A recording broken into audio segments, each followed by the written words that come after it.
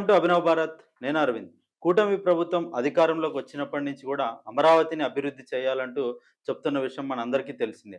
అందులో భాగంగానే అమరావతిని అభివృద్ధి చేయడానికి ఒక 9 భాగాల డివిజన్‌లను ఏర్పాటు చేసుకొని, ఆ రకంగా అభివృద్ధి పనులు కార్యక్రమాలను మొదలుపెట్టింది. అయితే అందులో భాగంగానే మెడికల్ హబ్ అనేసి, ఎడ్యుకేషన్ సిటీ అనేసి, ఫైనాన్షియల్ సిటీ అనేసి ఇలా రకరకాల థీమ్స్‌తో అమరావతిని విభజించుకొని అభివృద్ధి పనులు మొదలుపెట్టింది. అయితే అందులో భాగంగానే ఎడ్యుకేషన్ హబ్‌గా నిర్మించబోతున్నటువంటి అమరావతిలో అయితే ఆ ఎడ్యుకేషన్‌కి సంబంధించి అనేక యూనివర్సిటీలకు ఆల్రెడీ వస్తున్నటువంటి సమాచారం మనం చూస్తూనే ఉన్నాం.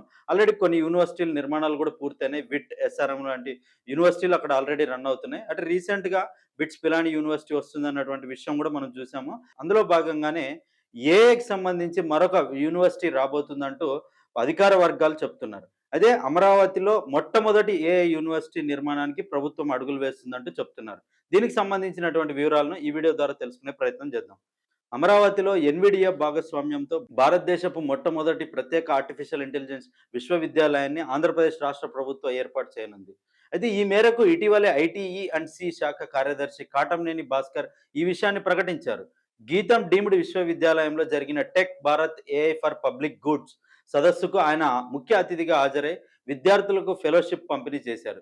ఈ సందర్భంగా ఆయన మాట్లాడుతూ ఏఐ విశ్వవిద్యాలయం ఫిబ్రవరి 19, 2026 నుండి కార్యకలాపాలను ప్రారంభిస్తుందని వెల్లడించారు. అంటే ఈ సంవత్సరంలోనే అకాడమిక్ ఇయర్ ప్రారంభిస్తుందన్నట్టుగా ఆయన వెల్లడించారు. ఎన్విడియాతో ఈ భాగస్వామ్యం ద్వారా విద్యార్థులు మరియు పరిశోధకులకు అధునాతన కంప్యూటింగ్ మౌలిక సదుపాయాలు మరియు ప్రపంచ ఏఐ రంగానికి అనుగుణంగా రూపొందించిన ప్రత్యేక పాఠ్య ప్రణాళిక అందుబాటులోకి వస్తాయని ఆయన తెలిపారు. సుమారు 10,000 మంది విద్యార్థులకు ఏఐలో శిక్షణ ఇచ్చేందుకు ఎన్విడియా సిద్ధంగా ఉంది అంటూ ఆయన తెలిపారు. అంటే 2026, 27 అకాడమిక్ ఇయర్‌కి సంబంధించి సుమారుగా 10,000 మంది విద్యార్థులను ఏఐలో శిక్షణ ఇచ్చేందుకు ఎన్విడియా సిద్ధంగా ఉందంటూ తెలిపారు. అంటే వచ్చేటువంటి 2 సంవత్సరాలలో సుమారు 10,000 మందికి ఏఐలో శిక్షణ ఇస్తున్నట్టుగా ఎన్విడియా సంస్థ చెప్తుందంటూ ఆయన తెలిపారు. అయితే ఇక్కడ ఏమవుతుందంటే ఈ అమరావతిలో వచ్చేటువంటి విద్యార్థులకు అంటే మన తెలుగు వాళ్ళే కాకుండా ఇతరితర రాష్ట్రాల నుంచి కూడా ఏఐలో శిక్షణ పొందేందుకు ఇక్కడ వచ్చే అవకాశాలు ఉన్నాయంటూ తెలుపుతున్నారు. ఏఐకి ప్రధాన కేంద్రం అమరావతి అవుతుందంటూ ఆయన తెలిపారు. అయితే పాలన ఉత్పాదకత మరియు సేవలు అందించడంలో నాణ్యతను పెంచేందుకు రాష్ట్రంలోని ప్రతి ప్రభుత్వ ఉద్యోగికి ఒక ఏఐ ఏజెంట్ అందించే వినూత్న కార్యక్రమాన్ని రాష్ట్ర ప్రభుత్వం అమలు చేస్తుందని ఆయన పేర్కొన్నారు. దీనికోసం real time governance society RTGS ద్వారా ఏజెంట్ స్పేస్ పేరుతో దేశంలోని మొట్టమొదటి ఏఐ ఆధారిత వర్క్ స్పేస్ ను రూపొందిస్తున్నట్లు ఆయన వివరించారు. అదే మనకు తెలుసు ఏఐ అనేటువంటిది ఎంత ప్రభావితం చేస్తుందో. ఇప్పుడు చదువుతున్నటువంటి విద్యార్థులకు ఏఐ అనేటువంటిది చాలా కీలకం. ఎందుకంటే సాఫ్ట్‌వేర్ ఉద్యోగాలకు పోవాలంటే కూడా ఏఐతో ఇంటిగ్రేటెడ్ అయినటువంటి టూల్స్ నేర్చుకున్న వాళ్ళకి అవకాశాలు ఎక్కువ లభిస్తున్నాయి. అయితే ఇప్పటి వరకు ఎవరైతే ఏఐ డొమైన్ ద్వారా వర్క్ చేస్తున్నారో వారందరూ కూడా ఏఐ ఇంటిగ్రేట్ చేసి వర్క్ చేసుకోవడం అనేటువంటిది ఇప్పుడు సాఫ్ట్‌వేర్‌లో చాలా అవసరం అయిపోయింది.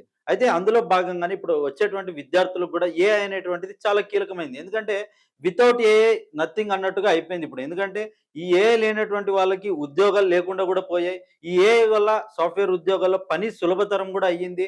సాఫ్ట్‌వేర్ కంపెనీలకు అవుట్‌పుట్ కూడా చాలా ఎక్కువైంది. కాబట్టి ఏమవుతుందంటే ఏఐ అనేటువంటిది చాలా కీలకమైపోయింది. అలాంటి ఏఐకి సంబంధించినటువంటి శిక్షణ కోసం ఒక యూనివర్సిటీ ఈరోజు అమరావతిలో రాబోతుందంటూ వీళ్ళు తెలపడం జరిగింది. అంటే ఏఐ అనేటువంటిది మనకు చాలా కీలకమైనటువంటిది. రాబోయే తరానికి కూడా ఏఐతోనే పని అవుతుందనేటువంటి విషయం మనం గత కొద్ది కాలంగా చూస్తూనే ఉన్నాం. కాబట్టి ఇప్పుడు వచ్చేటువంటి విద్యార్థులకు ఏఐ అనేటువంటిది చాలా ఉపయోగపడుతుంది. అదే విధంగా ఏ కోర్సులు చదువుకున్నా కూడా అంటే బీటెక్‌లో ఎనీ టెక్నాలజీ ఎలక్ట్రానిక్స్ చదువుకోనియండి, లేకుంటే కంప్యూటర్ సైన్స్ చదువుకోనియండి, మెకానికల్ ఏ టెక్నాలజీ చదువుకున్నా వారికి ఏఐ అనేటువంటిది చాలా అవసరం వస్తుంది. వారిలో వాళ్ళకి శిక్షణ అవసరం అని చెప్పేసి ఈ యూనివర్సిటీని ఇక్కడ శిక్షణ కోసం అని చెప్పేసి అమరావతిలో నిర్మిస్తున్నట్లు వాళ్ళు చెప్పడం జరిగింది. అంటే ఇది ద్వారా ఏమవుతుందంటే 2026, 27 సంవత్సరానికి 27, 28 సంవత్సరానికి ఈ 2 ఏళ్ల సమయంలో సుమారు 10,000 మంది విద్యార్థులకు శిక్షణ ఇస్తున్నట్లు వాళ్ళు చెప్తున్నారు. అయితే ఈ ఏఐ అనేటువంటిది వస్తే మన తెలుగు రాష్ట్రాల విద్యార్థులకు గానీ, ఇక్కడ ఎవరైతే నేర్చుకొని ఉపాధి పొందాలనుకుంటారో వాళ్ళకి మరింత సులభతరంగా ఈ యూనివర్సిటీ మారుతుందంటే అధికార వర్గాలు చెప్తున్నాయి. అంటే అసలు ఏఐ ఏజెంట్ అంటే ఏంటి? ఏఐ స్పేస్ అంటే ఏంటి? అనేటువంటి విషయాన్ని చూసుకుంటే ఒక సాధారణ కంప్యూటర్ సాఫ్ట్‌వేర్ కేవలం మనం చెప్పిన పనిని మాత్రమే చేస్తుంది. అయితే ఉదాహరణకి ఒక ఫైల్ స్టేటస్ ఎక్కడుంది? ఈ పథకానికి ఎవరు అర్హులు? వంటి విషయాలను ఇది క్షణాల్లో గుర్తిస్తుంది. అయితే ఇప్పటిదాకా ఏఐ ఏం చేస్తుందంటే మనకు కావాల్సిన సమాచారం ఇస్తుంది. అయితే ఈ ఏఐ ఏజెంట్ ద్వారా ప్రభుత్వ విషయాలను కూడా తెలుసుకునే ఛాన్సెస్ ఉంటది. అంటే ఎవరైతే అధికారులు ఉంటారో వాళ్ళు పనిచేస్తున్నటువంటి స్థానంలో అంటే వారు ఏదైతే పని చేస్తుంటారో దానికి సంబంధించినటువంటి సమాచారాన్ని ఏదైనా ఫెచ్ చేసుకోవాలన్నా, అదేవిధంగా దానికి సంబంధించినటువంటి అర్హులను గాని, ఇట్లా వారికి సంబంధించినటువంటి పనుల విషయాల్లో ఏదైనా ఇంకా పెండింగ్‌లో ఉన్నాయా? వీటన్నిటి సమాచారాన్ని కూడా ఏఐ ఏజెంట్ ద్వారా తెలుసుకోవచ్చు. విద్యతో పాటు ప్రభుత్వ పాలనలో కూడా ఏఐని విలీనం చేయాలని ప్రభుత్వం భావిస్తుందంటూ తెలిపారు. దీనిలో భాగంగా ప్రతి ప్రభుత్వ ఉద్యోగికి వారు రోజువారీ అధికారిక పనులు మరియు నిర్ణయాలు తీసుకోవడంలో సహాయపడడానికి ఒక ప్రత్యేక ఏఐ ఏజెంట్‌ను అందిస్తున్నట్లు వాళ్ళు తెలిపారు. అయితే ఏజెంట్ స్పేస్ గురించి చూసుకుంటే ఇది ప్రభుత్వ ఉద్యోగుల కోసం ప్రత్యేకంగా రూపొందించిన ఒక డిజిటల్ కార్యాలయం. అంటే వర్క్ స్పేస్ లాంటిది.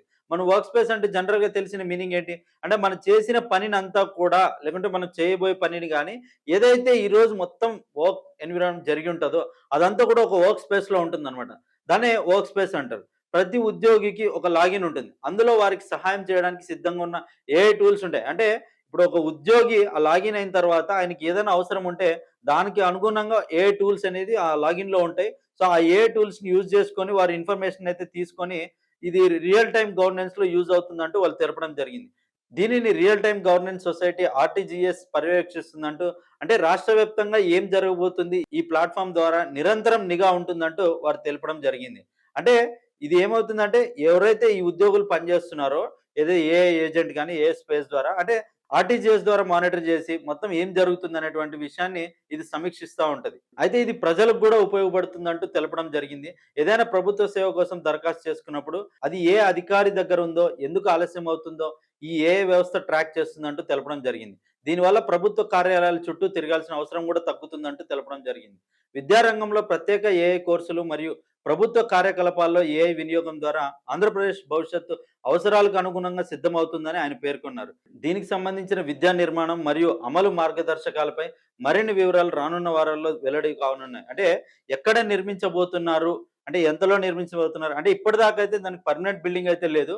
అంటే ప్రస్తుతానికి ఒక టెంపరరీ బిల్డింగ్ ఇప్పుడు జరుగుతున్నటువంటి నిర్మాణంలో ఒక చోట దాన్ని టెంపరరీ భవనంగా ఎంచుకొని ఈ యొక్క కార్యక్రమాన్ని అయితే శ్రీకారం చుట్టే విధంగా ఆలోచిస్తున్నట్టు ప్రభుత్వాలు చెప్తున్నాయి. అయితే అమరావతిలో జరుగుతున్నటువంటి అభివృద్ధి పనులపై మీ అభిప్రాయాన్ని కామెంట్ రూపంలో తెలియజేయండి. Thank you.